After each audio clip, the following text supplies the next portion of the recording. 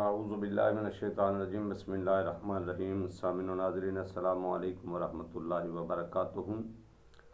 मग़ज़ हराम के प्रॉब्लम की वजह से गर्दन में खिंचाव का दूसरा आसान तर नुस्खा आपकी समात व बसारत की नज़र कर रहा हूँ।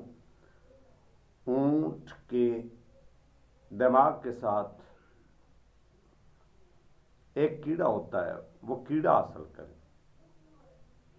जब सर को फोड़ा जाता है तो दिमाग के साथ उसका कनेक्शन होता है। हर जानवर के दिमाग में कीड़ा पाया जाता है। आपने ऊंट के दिमाग का कीड़ा हासिल करना है। उस कीड़े को साए में अच्छी तरह खुश्क कर लें। जब वो खुश्क हो जाए, खुश्क होने के बाद उसको पीस लें, उसको कैप्सूल में डालें।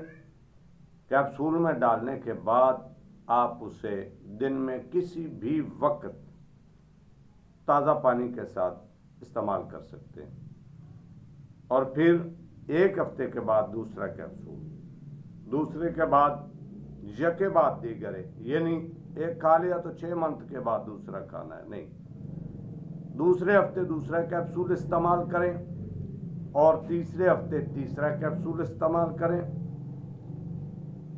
चौथे हफ्ते चौथा और पांचवें हफ्ते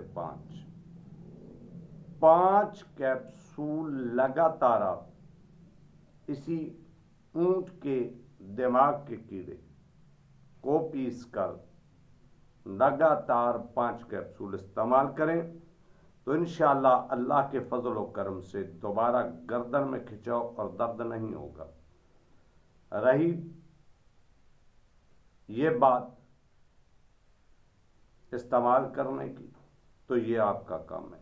ये एक बहुत बड़ा ख़ानदानी एक नुस्खा था जो खिदमत खल्क के नज़रिए से मैंने आप अहबाब की समातों की नज़र किया।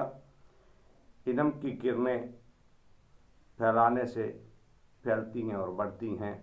चिरागों को रोशन कीजिए।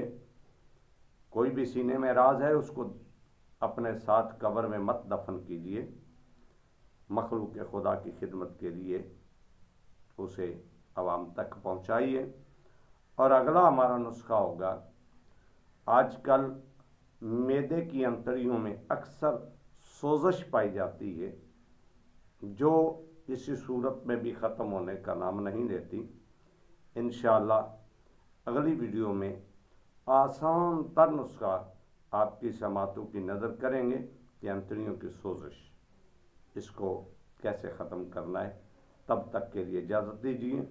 अस्सलामु अलैकुम रहमतुल्लाहि व बरकातुहू।